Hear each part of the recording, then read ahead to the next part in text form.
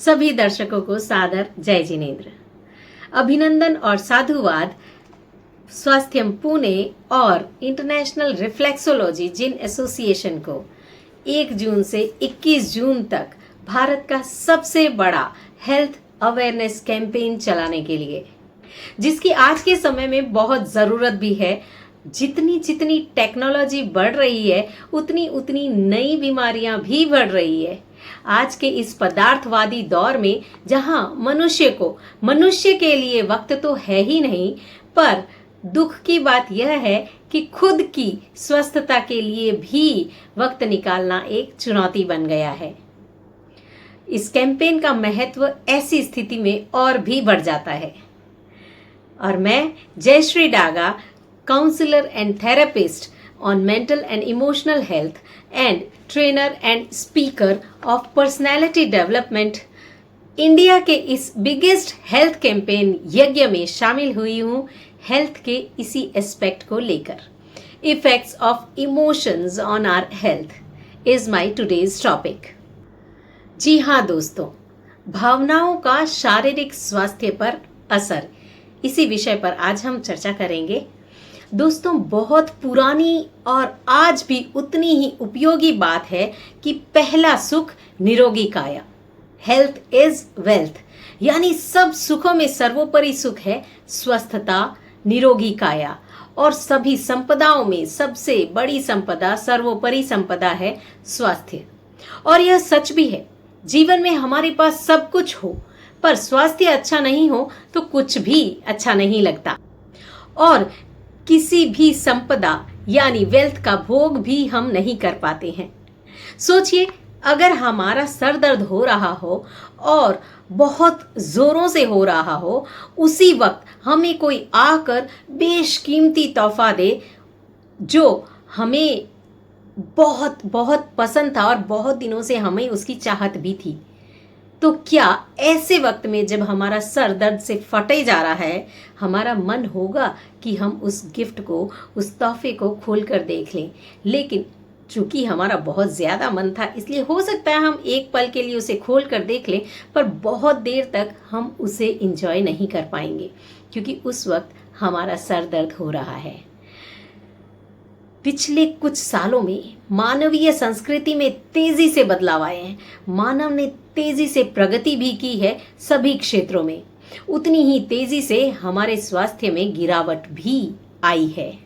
जैसे जैसे और जितना ज्यादा हम पदार्थवादी बनते जा रहे हैं, वैसे वैसे और उतना उतना हमारे स्वास्थ्य में गिरावट देखी जा रही है। और आज हर दूसरा व्यक्ति ये कहता है, मैं स्वस्थ नहीं हूं। और एक खास बात आज के दौर में देखी जा सकती है, हमारे आसपास ही हमें ऐसे लोग मिल जाएंगे अक्सर ये कहते हुए कि मैंने टेस्टिंग्स सारी करवा ली, रिपोर्ट्स आर नॉर्मल, तो भी मैं स्वस्थ क्यों नहीं हूं? मुझे क्या प्रॉब्लम है? मुझे प्रॉब्लम है, पर टेस्टिंग्स में भी वो प्रॉब्लम नहीं आ रही है। इस तरह की शिकायतें आपको अपने आसपास ज़रूर देखने को मिलेगी। और अगर आपने ऐसा सुना या आपके आसपास या आप स्वयं ऐसे ही सिचुएशन से गुजर रहे हैं, तो आज का वीडियो आपके लिए है। ऐसी अस्वस्थता क्यों होती है? इस अस्वस्थता में मन और भावों की बहुत बड़ी भूमिका होती है। दोस्तों, बीमारियां 2 तरह की होती है। फिजिकल जो हमारे हेल्थ चैलेंजेस है वो 2 तरह के होते हैं। एक वो जो बाहरी वातावरण के कारण हम बीमार होते हैं, जैसे कि हमें मच्छर ने काटा, हमें डेंगू हो गया, मलेरिया हो गया, जिस मच्छर ने काटा वैसी बीमारी हो गई। अशुद्ध पानी पिया तो पेट में इन्फेक्शन हो गया, अशुद्ध खाना खाया तो फूड पॉइजनिंग हो गई। इन्हें सोमैटिक डिजीजेस यानी कि शारीरिक बीमारियां कही जाती है, जो शरीर से, बाहर के वातावरण से शरीर में आती है। So they are called somatic diseases. तो अब कुछ बीमारियां ऐसी होती है जो हमारे अंदर जन्म लेती है, और उनके जन्म लेने का कारण बनता है हमारे भाव। जी हाँ, हमारे भावों के कारण कई बीमारियां हमारे शरीर में हमारे अंगों को प्रभावित करने लगती है और हम कई बीमारियों के शिकार हो जाते हैं। जब इस तरह की बीमारियां होती है जो अंदर से, मन से, भावों से हमारे शरीर में उतरती है, इन्हें हम कहते हैं साइकोसोमैटिक डिजीजेस, यानी कि मनोकायिक बीमारियां, मन से काया में उतरने वाली बीमारियां। आई होप ये मनोकायिक शब्द और साइकोसोमैटिक शब्द आपके लिए क्लियर हो गया है कि जो बीमारियां मन से उत्पन्न होती है, जिसका मूल कॉज, रूट कॉज मन है, मन और भावों से जो बीमारियां उत्पन्न होती है और शरीर में बीमारी के रूप में प्रवेश करती है, उन्हें हम कहते हैं साइकोसोमैटिक डिजीजेस। और ये अक्सर हमारे अंदर ही जन्म लेती है और हमारे नकारात्मक भावों से, नकारात्मक भाव जैसे क्रोध, मान, माया, लोभ, लालच, राग, द्वेष, इन काम वासना, इन सब से ये हमारे अंदर जन्म लेती है। यानी कि साइकोसोमैटिक डिजीजेस जो हैं, इनके रूट कॉज ये सारे नकारात्मक भाव ही हैं। यानी कि इन भावों की इंटेंस, वैसे तो ये भाव हर इंसान में रहते हैं, क्योंकि अगर हमारे अंदर के ये राग, द्वेष, लालच, लोभ, मान, माया पूरी तरह से खत्म हो जाए तो हम वीतरागी बन जाएंगे। लेकिन जिन कुछ लोग ऐसे होते हैं जिनमें इनकी इंटेंसिटी, यानी कि इनकी तीव्रता बहुत अधिक होती है, नॉर्मल से बहुत ज़्यादा होती है, और वो उनके कंट्रोल में आ जाते हैं। मतलब हम हमारे मन के कंट्रोल में आ जाते हैं। हमारी वो भाव इतना प्रगाढ़ होता है कि जब वो भाव उत्पन्न होता है तो हम अपना संयम, विवेक खो देते हैं और हमें उस भाव की भावनाओं में हमें बहकर ऐसे काम कर लेने पड़ते हैं। तो ऐसी जब इंटेंसिटी, हाई इंटेंसिटी हो जाती है किसी भाव की, तब हमारे शरीर में बीमारियों का जन्म होता है। और वो बहुत समय तक, लंबे समय तक अगर बनी रहे तो हमारे शरीर में क्रॉनिक डिजीजेज, यानी कि बहुत पुरानी और बड़ी बीमारियों का रूप भी वो ले लेती हैं। हम डिस्कस करेंगे इस बारे में कि किस भाव से किस तरह की बीमारियां हमारे शरीर में होती है। But before that let me clear this कि ये होता कैसे है, कि हमारे अंदर जब ये भाव उत्पन्न होते हैं, कोई भी भाव, अच्छा या बुरा कोई भी भाव, तब जिस तरह के भावों में हम रहते हैं उसी भावों से रिलेटेड कुछ रसायन, यानी कि हार्मोन्स हमारी बॉडी सीक्रेट करती है। कुछ एक हार्मोन्स तो आपने सुने ही होंगे, डोपामाइन, ऑक्सीटोसिन, इस तरह के, इन्हें हैप्पी हार्मोन्स कहा जाता है।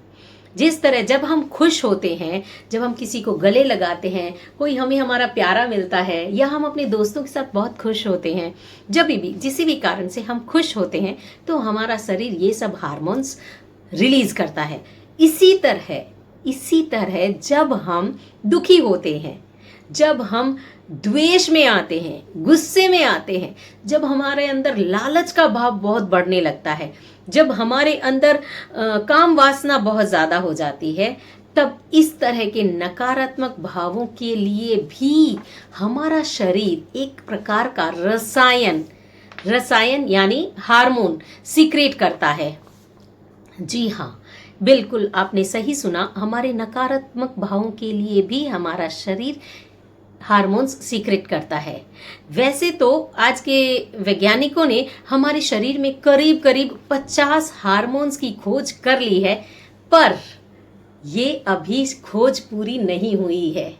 भगवान महावीर ने 2600 साल पहले ये एक बात कही थी कि शरीर में जितने भाव हैं उतने ही रसायन हैं, यानी कि जितने तरह के भावों के परमुटेशन एंड कॉम्बिनेशन होते हैं उतने ही अलग अलग तरह के हमारे शरीर में हार्मोन्स सीक्रेट होते हैं, जो अभी तक विज्ञान को खोजना जिसे बाकी है। लेकिन ये सच है, हमारे यही भाव हमारे शरीर में अगर लंबे समय तक रेगुलरली या आफ्टर अ सर्टेन इंटरवल अगर हमेशा ये उत्पन्न होते रहते हैं तो ये हमारे शरीर में एक बीमारी को जन्म दे देते हैं। जी हाँ, और इन्हीं तरह की बीमारियों को हम कहते हैं मनोकायिक बीमारियां, साइकोसोमैटिक डिजीजेस। यानी भाव यानी इमोशंस हमें किसी भी परिस्थिति में एक तरह के भाव आते हैं ऐसा भी ज़रूरी नहीं है। कुछ कुछ सिचुएशंस लाइफ में ऐसी होती है जब हमें दुख भी हो रहा होता है, हमें गुस्सा भी आ रहा होता है। कई कई बार ऐसा होता है हमें हंसी भी आ रही है पर हमें गुस्सा भी आ रहा है। जैसे जैसे कभी कभी हमारे बच्चे, छोटे छोटे बच्चे, प्यारे से क्यूट से बच्चे कुछ ऐसी हरकतें करते हैं कि हमें हमें ना बहुत क्यूट से लगते हैं, हमें अच्छा भी लगता है पर साथ में गुस्सा भी आ रहा है। जैसे एक एग्जांपल है, अगर कोई आपको टिकलिंग करे, अगर कोई आपको गुदगुदी करे, थोड़ी सी गुदगुदी तो आपको अच्छी लगती है, आपको अच्छा लगता है, हंसी आती है, पर वो जब बढ़ जाती है, when you can not control it, जब आपको बुरा लगने लगता है तो धीरे धीरे आपका गुस्सा आ जाता है। यहाँ पर आपको दो तरह के इमोशंस हो रहे हैं, एक खुशी, एक गुस्सा। आपको हंसी भी आ रही है, आपको गुस्सा भी आ रहा है, क्योंकि वो छोड़ नहीं रहा है अभी, है ना। तो इसलिए यहाँ पर दो भावों का कॉम्बिनेशन हुआ और एक नया हार्मोन सीक्रेट होगा। अगर आप सिर्फ खुश हैं तो एक हार्मोन सीक्रेट हुआ, अगर आप सिर्फ गुस्से में हैं तो दूसरा हार्मोन सीक्रेट हुआ। पर अगर ये दोनों कॉम्बिनेशन है, आप खुश भी हैं, गुस्सा भी आ रहा है, तब एक तीसरा हार्मोन सीक्रेट होते हैं। इसी तरह से सारे जितने भी हमारे नेगेटिव या पॉजिटिव भाव हैं, उनके कॉम्बिनेशंस के साथ भी नए नए हार्मोन सीक्रेट होते हैं। ये हार्मोन्स के बारे में अभी विज्ञान को शोध करना बाकी है। और जब इस तरह के कॉम्बिनेशन से हमारे शरीर में कुछ रेगुलर हार्मोन सीक्रेट होने लगते हैं, तो हमें जब नकारात्मक भाव ज़्यादा सीक्रेट वो जमा होने लगते हैं तो हमारे शरीर में ये बीमारियां उत्पन्न होती है। तो आइए अब हम बात करते हैं कि सारांश में अगर हम देखें तो हर मनुष्य की एक विशेष प्रकृति, एक विशेष टाइप का उसका नेचर और उसका एटीट्यूड होता है, जो कि जिसके कारण बहुत हो सकते हैं। उसकी सराउंडिंग्स, यानी कि उसके आसपास का वातावरण, वो किस तरह से उसका पालन पोषण हुआ है, किस तरह की नर्चरिंग उसको मिली है, किस तरह की एजुकेशन उसकी है, किस तरह की संगत उसकी है, इन्हीं सब, और किस तरह का जीवन उसको किस तरह के अनुभव दे रहा है, जिंदगी उसके साथ किस तरह के परिस्थितियां उसके सामने लाकर रख रही है। इन सभी चीज़ों को मिलाकर एक इंसान अपनी जिंदगी में अपने अनुभव बनाता है। तो और उनके एटीट्यूड, एक इंसान का एटीट्यूड और नेचर भी फिर उसी तरह से डेवलप होने लगता है। सो बेसिकली इस एटीट्यूड और नेचर के प्रभाव में आकर ही वह अधिकतर उसी तरह के भावों में रहता है। जैसे कुछ लोग होते हैं, वो हर बात में, हर किसी चीज़ में, हर किसी घटना में नेगेटिविटी ढूंढ ही लेते हैं, और वहाँ पर 100 चीज़ें थी, 90 या 95 चीज़ें अच्छी हुई, जो 5 चीज़ें खराब हुई उनका फोकस सिर्फ उस पर रहेगा। जो 90 चीज़ें अच्छी हुई उनके बारे में वो बात नहीं करेंगे, वो बात करेंगे उन 5 चीज़ों के बारे में जो कि बिगड़ गई या जो किसी कारणवश ठीक से नहीं हो पाई या रह गई। ऐसे लोग हमारे आसपास हमें देखने को मिल जाते हैं। तो यही एक एटीट्यूड हो जाता है हर इंसान का। कुछ इंसान होते हैं ना, ऐसे बोलते हैं कि किसी का कुछ गड़बड़, अरे जाने दो ना, छोड़ो ना, जो अच्छा है उसको तो देखो, गलतियां किससे नहीं होती है, एवरीबडी इज इनटू दिस। कोई भी दुनिया में तो परफेक्ट इंसान नहीं है। इस तरह के सोच वाले लोग भी हमें अपने आसपास ही मिल जाते हैं। तो जैसा जिसकी सोच और एटीट्यूड होता है, उसी तरह के रेगुलर हार्मोन्स उस इंसान में सीक्रेट होने लगते हैं, क्योंकि वो हर स्थिति को, हर परिस्थिति को उसी तरीके से देखता है। चलिए इसे एक छोटे से और बहुत आम एग्जाम्पल से इस सिचुएशन को समझने की कोशिश करते हैं कि जैसे कोई इंसान बहुत गुस्से में है, जिसे बार बार गुस्सा आता है, शॉर्ट टेम्पर जिसको कहते हैं हम, या तो फिर क्या होता है, हर थोड़ी देर, हर छोटी छोटी बातों पर वो गुस्सा करता है, और जब जब वो गुस्सा करता है तब वो नेगेटिव हार्मोन जो शरीर को हमारे टॉक्सिन देता है, जिसे जो टॉक्सिन होता है, जो हमारे शरीर के लिए अच्छा नहीं है, ऐसा हार्मोन वो बार बार सीक्रेट करता है, हर बार सीक्रेट करता है जब जब वो गुस्सा करता है। तो धीरे धीरे एक अरसे के बाद वो जो टॉक्सिन्स हर बार उसकी बॉडी में जमा होते जा रहे हैं, वो अपना प्रभाव दिखाने लगते हैं, और वो अंदर से बीमारी के रूप में हमारे सामने धीरे धीरे आने लगता है। ये है मैकेनिज्म इमोशंस का हमारी हेल्थ पर। और आइए अब हम देखते हैं कि किस तरह इमोशंस का हमारे शरीर के किस ऑर्गन पर क्या रोग के रूप में वो इमोशंस हमारे शरीर में आते हैं। और अगर आपके साथ कहीं ऐसा मैच होता हो, आप अपने आप पर, स्वयं पर विश्लेषण करके देखिए, इनमें से कहीं भी कोई भी इमोशन आपके अंदर है और उससे रिलेटेड वो बीमारी अगर है, तो मुझे कमेंट बॉक्स में लिखकर यस ज़रूर बताइए। अभी अभी हमने एग्जाम्पल लिया गुस्से का। ये एक बहुत ही कॉमन एग्जाम्पल है, कॉमन प्रॉब्लम है। हर इंसान को थोड़ा बहुत गुस्सा तो आता ही है, पर कुछ लोग ऐसे होते हैं जो गुस्सा बहुत ज़्यादा करते हैं, ज़्यादा इंटेंसिटी में गुस्सा करते हैं, और कुछ लोग होते हैं जो बार बार गुस्सा करते हैं। दोनों ही बहुत खराब होते हैं। तो आइए हम इसी गुस्से के एग्जाम्पल को लेकर आगे की बात कंटिन्यू करते हैं। तो जब जब हमको गुस्सा आता है, या तो हम झूठ बोलते हैं, या तो हम चोरी करते हैं, किसी का अपमान करते हैं, किसी के लिए हम द्वेष की भावना रखते हैं, किसी का अच्छा हुआ, किसी ने लाइफ में अच्छा किया तो हम उसे बधाई तो ऊपर से देते हैं, पर अंदर से जलन भी होती है कि इसके साथ अच्छा हुआ, मेरे साथ क्यों नहीं हुआ, इसके साथ अच्छा क्यों हुआ इतना। इस तरह जलन की भावना से भी हम ग्रसित होते हैं। तो जब इस तरह के कुछ कुछ नेगेटिव भाव, कोई भी नेगेटिव भाव हमारे अंदर आता है, तब हमारी आत्मा, हमारा मन और हमारा शरीर की प्रक्रिया जो है, हमारा प्रोसेसिंग जो है, वो सारा का सारा अस्वाभाविक हो जाता है, नेचुरल नहीं रहता है। ये प्रक्रिया कई बार इतनी सूक्ष्म हो जाती है, इतनी सूक्ष्म होती है कि हमें पता ही नहीं चलता है कि हमारे शरीर में कुछ घटित हो रहा है। लेकिन लंबे समय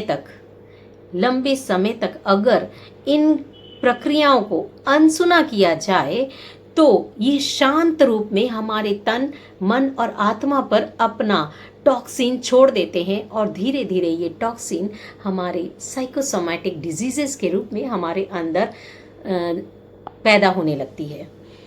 अब आपके मन में ये सवाल ज़रूर आया होगा कि जब ये घटनाएं घटती है तो हमें पता क्यों नहीं चलता है। बिल्कुल हमें पता चलता है। जब शुरू में ये घटनाएं घटती है तो हमें पता चलता है। ये प्रक्रियाएं इतनी सूक्ष्म होती है कि इन्हें जानने के लिए हमें अपने साथ बैठना ज़रूरी होता है, अपने आप पर ध्यान देना ज़रूरी होता है।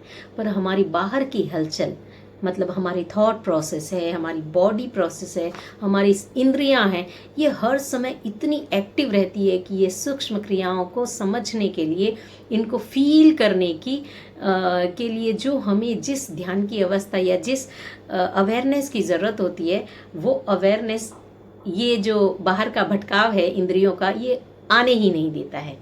तो इसीलिए हम इन क्रियाओं को फील नहीं कर पाते हैं।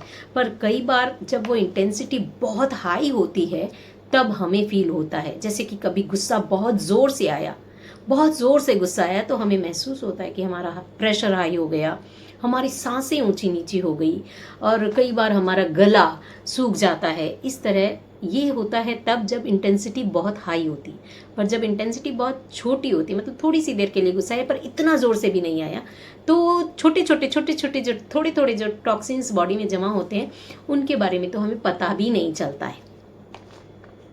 डॉक्टर BM हेगड़े ने बहुत ही सुंदर कहा था अपनी एक स्पीच में कि जो हमारा शरीर है ना, ये कोशिकाओं का बना हुआ है, सेल्स का बना हुआ है। ये तो हम सब जानते हैं कि हर एक ऑर्गन एक डिफरेंट काइंड की सेल से बने हुए हैं, और हर एक जो सेल है उनका सबका कार्य, गुणधर्म, संरचना अलग हो सकती है, लेकिन फिर भी ये एक दूसरे के साथ ना बहुत मिलकर रहती है। इन्हें पता है कि मैं भी सेल हूँ, ये भी सेल है, एकदम एग्जैक्टली वैसे ही जैसे हम ह्यूमन बीइंग है। हम सब जानते हैं कि मैं जैन हूँ, ये हिंदू है, ये मुस्लिम है, ये सिख ईसाई है, हाँ मैं बंगाली हूँ, मैं राजस्थानी हूँ, मैं बीकानेर से हूँ, मैं साउथ इंडिया से हूँ। इस तरह हम सब अलग अलग हैं, पर बेस में हम सब क्या हैं? हम सब ह्यूमन बीइंग है। एग्जैक्टली इसी तरह से अपने अपने परफॉर्मेंस के हिसाब से हर सेल डिफरेंट है, पर बेस में हर सेल जानती है कि हम कोशिकाएं हैं और हम एक ही जाति को बिलोंग करती हैं। इसीलिए इन्हें शुरू से यही ट्रेनिंग मिली रहती है कि वी आर वन, हम सब एक जैसी हैं, और हम सब मिलकर रहेंगी तभी हम एक अच्छा परफॉर्मेंस दे पाएंगी, हमारी बॉडी, हमारा ऑर्गन अच्छे से काम कर पाएगा। और हर ऑर्गन एक दूसरे ऑर्गन पर इंटरडिपेंडेंट है, यानी कि सब एक दूसरे के हेल्प करते हैं, तभी बॉडी अच्छे से चलती है। और इसी कारण से हमारे being happy, loving each other, coordination is there natural quality. मतलब सबको एक दूसरे के साथ प्यार से रहना है, खुशी से रहना है और एक दूसरे का सहयोग करना है। ये हमारी कोशिकाओं की प्राकृतिक गुण है, स्वाभाविक गुण है। इसी तरह मैत्री, करुणा, दया, सामंजस्यता, ये सब भी हमारे सेल्स के स्वाभाविक गुण हैं। ऑल ह्यूमन बींग्स, हम सब इंसान सेल से बने हुए हैं, इसीलिए हमारे सेल को ये ट्रेनिंग स्वाभाविक रूप से है कि सभी एक जैसे हैं और सभी मैत्री के लायक हैं। यानी कि जयश्री के अंदर जो सेल है वो सेल आपके अंदर भी है और कोई भी इंसान है, सबके अंदर है। सो हमारा ये स्वाभाविक गुण है कि एक दूसरे से प्यार करना, खुशी से रहना, एक दूसरे की सहयोग करना, ये हमारे इंसान का प्राकृतिक गुण है। और हम इस स्थिति में, खुशी की स्थिति में, हम शांति की स्थिति में सारा जीवन निकाल सकते हैं। पर क्या कोई ऐसा इंसान है जो गुस्से में एक दिन भी निकाल ले? ऐसा एक एक्सपेरिमेंट हुआ था जिसमें एक इंसान 9 घंटे तक लगातार गुस्से में रहा और उसके ब्रेन डैमेज हो गया था। तो ये क्यों हुआ ऐसा? क्योंकि ये हमारा स्वाभाविक गुण नहीं है। गुस्सा करना, लालच, द्वेष, राग, काम वासना, ये सब हमारे स्वाभाविक गुण नहीं। All humans beings are made up of cells, so in a way we all are same and to be loved equally. But the moment I suggest my mind, जैसे ही मैंने अपने दिमाग को एक इंस्ट्रक्शन दिया कि I hate this person, my cells, मेरी जो कोशिकाएं हैं उनको धक्का लगता है। अचानक से ये क्या इंस्ट्रक्शन मिला? Which is against my nature, जो मेरे स्वाभाविक गुण के खिलाफ है। और जब हम बार बार अपने सेल को ये इंस्ट्रक्शन देते हैं तो उनका डाउट, पहले तो डाउट होता है पर धीरे धीरे उनका डाउट क्लियर हो जाता है कि उन्हें यही समझ आता है कि yes, this is the thing, I have to hate this person because यही सही है, इसीलिए यही इंस्ट्रक्शन मुझे बार बार मिल रहा है। And the cells get confuse और वो धीरे धीरे हेट करने लगती है। उन्हें समझ आने लगता है कि ये करना है। और जैसे ही वो हेट यानी नफरत का जो बीज है हमने अपनी सेल्स के अंदर दिया, वो न सिर्फ उस इंसान या उस चीज से नफरत करने लगती है बल्कि हमारे शरीर के अंदर की आपस की कोशिकाओं से भी नफरत एक दूसरे से करने लगती है, जिससे हमारे डिफरेंट ऑर्गन्स में एक तनाव उत्पन्न हो जाता है। अब जब हम नफरत करते हैं तो हम किसी का सहयोग नहीं करते हैं, तो वैसे ही एक ऑर्गन की सेल दूसरी ऑर्गन की सेल का सहयोग, कोऑपरेशन करना बंद कर देती है। और उसके जब सहयोग नहीं मिलता है किसी ऑर्गन को दूसरे ऑर्गन का, तब धीरे धीरे वो ऑर्गन बीमार पड़ने लगता है। ये है इस मनोकायिक बीमारियों की मैकेनिज्म। इस तरह से ये बीमारियां बनती हैं हमारे शरीर में। तो आइए अब मैं आपको बताती हूँ कि किस भाव से हमारे शरीर में किस तरह की बीमारियां होती है। और अगर आप इनसे रिलेट कर पाएं तो मुझे कमेंट बॉक्स में लिखकर ज़रूर बताइए। जब हम अपनी सेल को डिस्टॉर्शन का ऑर्डर देते हैं तो इसका मतलब ये हमारे नकारात्मक भाव जो रोग को जन्म देते हैं वो ये हैं। रिसेंटमेंट यानी मनोमालिन्य, यानी कि मन की मलिनता। कुछ लोग मन से बहुत बुरे होते हैं, मन ऊपर से अच्छा बोलते हैं लेकिन उनके मन में बहुत सारा राग, द्वेष, गुस्सा भरा रहता है। ऐसे लोगों को अक्सर चर्म रोग यानी कि स्किन डिजीजेज होती है, जिनके अंदर बहुत कटुता, बिटरनेस बहुत होती है किसी भी चीज़, परिस्थिति, इंसान को लेकर। ऐसे लोगों में बॉयल्स की यानी कि व्रण की बीमारी बहुत होती है। जो लोग बहुत नफरत करते हैं, हेट्रेट, उनके अंदर ब्लड डिसऑर्डर यानी कि रक्त विकार, एलर्जी, हार्ट ट्रबल, हृदय से संबंधित रोग और स्टिफ जॉइंट यानी कि सख्त जोड़, इस तरह की बीमारियां उनके अंदर बहुत पाई जाती है। जो लोग कंफ्यूजन में रहते हैं, अक्सर संभ्रांति में रहते हैं, डाउट में रहते हैं, ये करूं कि ये करूं, क्या करूं, ये सही है कि ये गलत है, यहाँ जाऊं कि यहाँ जाऊं, ये कपड़े पहनूं कि ये कपड़े पहनूं, ये कलर अच्छा है कि ये कलर अच्छा है। हर वक्त डाउट में रहते हैं, कंफ्यूजन में रहते हैं। उन्हें कॉमनली जल्दी से कोल्ड, कफ ये सब ज़्यादा होता है। जो लोग फ्रस्ट्रेशन में बहुत ज़्यादा रहते हैं, यानी कि कुंठा में बहुत ज़्यादा रहते हैं, उन्हें निमोनिया होने के चांसेस बहुत ज़्यादा होते हैं। जिनको गुस्सा ज़्यादा आता है उनको ब्रीदिंग रिलेटेड प्रॉब्लम और आंखों की बीमारियां, कंठ, गले से रिलेटेड रोग और एस्थमा या दमा जिसे कहते हैं, इस तरह के रोग होने की संभावना उनके अंदर बहुत रहती है। जो लोग चिंता बहुत करते हैं, एंजाइटी जिनको बहुत रहती है, उन्हें उच्च रक्तचाप यानी कि हाई ब्लड प्रेशर होता है, होने के चांसेस बहुत होते हैं। और जैसे कि जो लोग इम्पेशेंट बहुत होते हैं, यानी कि जिनके अंदर सब्र है ही नहीं, जो बहुत जल्दी से रिएक्ट करते हैं, रिस्पॉन्ड करते हैं, रिएक्ट ही करते हैं किसी चीज़ को लेकर, उनके अंदर अल्सर यानी कि व्रण या माइग्रेन या सिर दर्द या नज़दीक के नेत्र रोग उनके अंदर ज़्यादा पाए जाते हैं। जिनके अंदर लोभ ज़्यादा होता है, ग्रीडीनेस ज़्यादा होती है, उनको हियरिंग प्रॉब्लम, हार्ट प्रॉब्लम होने के चांसेस ज़्यादा रहते हैं। ये जिनके अंदर दोष दर्शिता यानी कि हर एटीट्यूड प्रॉब्लम, हर किसी के अंदर जो दोष ही ढूंढते रहते हैं, ऐसे लोगों को लो ब्लड प्रेशर होने के चांसेस ज़्यादा रहते हैं। जो पेसिमिज्म होते हैं, पेसिमिस्टिक होते हैं, जो निराशावादी होते हैं, मेरा तो कुछ भी नहीं हो सकता लाइफ में, मुझे तो सब कुछ ऐसा ही ऐसा मिला, मैं तो कुछ भी नहीं कर पाऊँगा, इस तरह के भावों के साथ जो जीते हैं, उन्हें एनीमिया या किडनी से डिसऑर्डर, इस गुर्दे के रोग, रक्त अल्पता, इस तरह के रोग होने की संभावना ज़्यादा रहती है। जैसा कि मैंने आपको शुरू में बताया था कि एक इंसान के अंदर एक भाव नहीं होता एट अ टाइम, किसी भी परिस्थिति में अक्सर 2 या 3 भाव मिक्सचर होते हैं, तब अलग हार्मोन सीक्रेट होता है। यहाँ पर 1 या 2 एग्जाम्पल मैं लेती हूँ। जैसे कि किसी के अंदर एक ही समय में घृणा, भय और अपराध यानी कि रिसेंटमेंट, फियर और गिल्ट एक साथ आ रहे हैं, तब कैंसर होने की संभावना बहुत ज़्यादा होती है। All these are lower vibrational status, यानी कि all these are lower vibrational status, यानी कि ये सारे वो स्टेजेस हैं जब हमारी वाइब्रेशन, हमारे अंदर की एनर्जी बहुत लो होती है। हमारे अंदर की एनर्जी हर उस नकारात्मक भाव के साथ लो ही रहेगी और तब हमें ये रोग होते हैं। एक और विशेष बात पर ध्यान दीजिएगा कि जो ये मैंने बताया है, these are not the only reason, इनके साथ और भी कई रीज़न होते हैं इन बीमारियों के। दीज आर, ये सारे जो कारण जो मैंने बताए, भावों के कारण जो होता है, ये भाव भी एक कारण है इस बीमारी का और बहुत बड़ा और बहुत प्रमुख कारण है। अगर बाकी कारण मैच नहीं करते हैं उस लाइफस्टाइल से या उस तरह की चीज़ें की, उस विटामिन्स की कमी या ऐसी चीज़ें नहीं, बाकी सब आपका सब प्रॉपर है और फिर भी आपको वो बीमारी है, तब आप इन भावों को ज़रूर चेक करें। चलिए, ये तो बातें हो गई बीमारियों की। भावों के साथ किस भाव से कौन सी बीमारी जुड़ी है इस बारे में।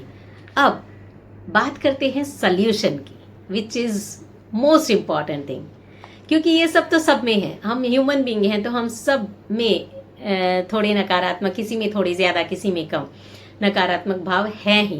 पर इन नकारात्मक भावों को हम दूर कैसे कर सकते हैं, ये बहुत इम्पॉर्टेंट है ये जानना। तो आइए चलते हैं हम अपने इस सेशन के आखिरी और सबसे इम्पॉर्टेंट पार्ट में कि हम इन नकारात्मक भावों को दूर कैसे कर सकते हैं, भावों की शुद्धि कैसे हो। सबसे पहला, राइट बिलीफ यानी कि सम्यक दर्शन।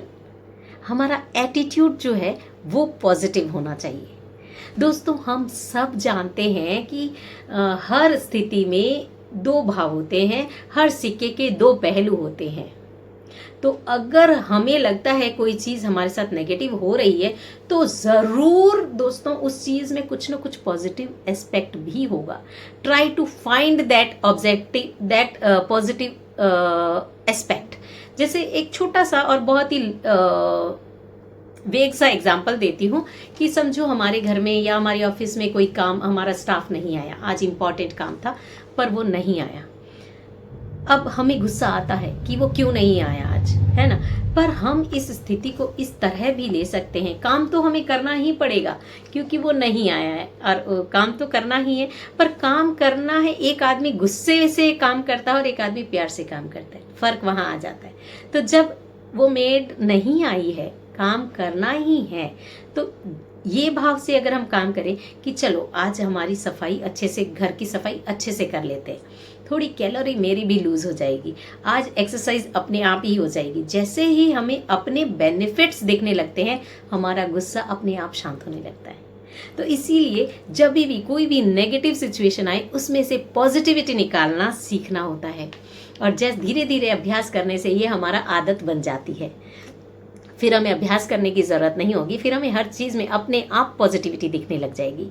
दूसरी बात है बीइंग ग्रेटफुल, यानी कि कृतज्ञता का भाव। जीवन में कृतज्ञता का भाव आता है हर छोटी छोटी बातों के लिए, हर छोटी बड़ी चीज़ों के लिए, लोगों के लिए, परिस्थितियों के लिए। अगर हमारे मन में कृतज्ञता का भाव है तो गुस्सा, राग, द्वेष बहुत कम हो जाएगा, अपने आप कम हो जाएगा।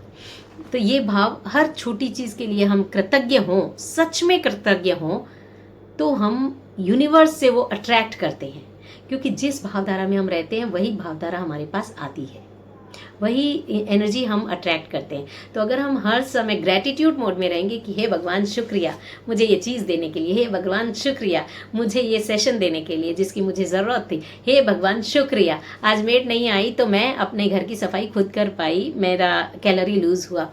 तो जब हम इस शुक्रिया के मूड में रहेंगे ना, हमारा ऑटोमेटिक से मूड और हार्मोन्स दोनों ही पॉजिटिव सीक्रेट होंगे और वहाँ से एनर्जी भी हमें पॉजिटिव ही मिलनी शुरू हो जाएगी। और धीरे धीरे ऐसी परिस्थितियाँ बनती जाएगी कि आपका कृतज्ञता का भाव हर समय बढ़ता जाए। भगवान आपको और ऐसे मौके देगा और ऐसे इंसिडेंट्स देगा कि आप और कृतज्ञ हो सके और खुश हो सके। तो जैसे मोड में आप रहोगे वैसी ही स्थितियां आपके जीवन में बनना शुरू हो जाएगी। तीसरा पॉइंट है forget and forgive, very important, क्योंकि इसके बिना तो आप ग्रेटफुल हो ही नहीं सकते और इसके बिना आप पॉजिटिव एटीट्यूड में आ ही नहीं सकते। In fact this is the first thing we need to do that in this process. ये पहला स्टेप होना चाहिए जब इस भावों की शुद्धि में, कि सबसे पहले तो किसी ने हमारे साथ बुरा किया उसको माफ़ करो, और किसी के साथ हमने बुरा किया तो हमने उसको अंदर दिल से माफ़ी दे दी, फिर ही हम आगे पॉजिटिव एटीट्यूड और ग्रेटफुल के भाव में आ पाएंगे। सो ये 3 पॉइंट्स हुए। चौथा पॉइंट होता है एक्सेप्टेंस। जो जैसा है उसे उसी रूप में एक्सेप्ट कर लेना। Nobody is perfect in this world. हर इंसान हर परिस्थिति में कुछ न कुछ खामियां होगी ही, और उन खामियों के साथ हम उन इंसानों को, उन परिस्थितियों को अगर अपनाना सीख जाते हैं तो हम जीवन में बहुत खुश रहते हैं, हमारे भाव बदलने लगते हैं। तो ये 4 बहुत इम्पॉर्टेंट और गोल्डन रूल है भावों को, नकारात्मक भावों को सकारात्मक भावों में बदलने के लिए। How to change your negative thoughts, your negativity into positivity. चलिए एक बार फिर से हम इसको रिवाइज करते हैं। समरी में आप अपने दिमाग में रिवाइज करिए और मैं आपके साथ रिवाइज करते हैं। Check it with me. First point क्या था? Write it on the comment box. First point क्या था? Positive attitude, right belief system. दूसरा पॉइंट क्या था? You write in the comment box. I hope it is finished. yes, it was gratitude. And third, which should be practiced at first, सबसे पहले जिसको practice करना है, याद आया? जी हाँ, वो है, लिख दिया आपने कमेंट बॉक्स में? Okay, now I am telling you, वो है forget and forgiveness. Yes, and the fourth one is acceptance, स्वीकार कर ले। जो जैसा है, जो जैसी स्थिति है उसको वैसी ही स्वीकार करके उसी के साथ हम जीना सीखें। आपको आज का मेरा ये सेशन कैसा लगा मुझे कमेंट बॉक्स पर लिखकर ज़रूर बताइए।